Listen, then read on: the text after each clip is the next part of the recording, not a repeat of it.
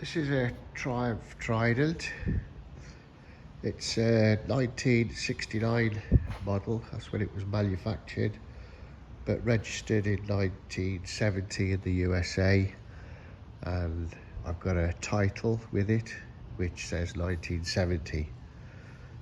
So your options there are to disregard the title, get a dated certificate and register it as a 1969, or stick to the 1970.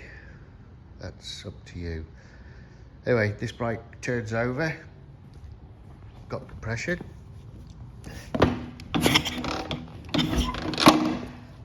gears select, clutch works, brakes work, a couple of extra parts, well, parts off it.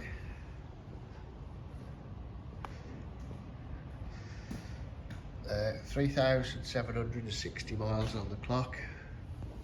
I can't fit the tank.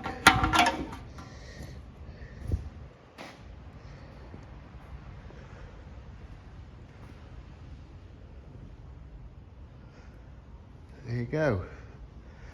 Nice little barn find there.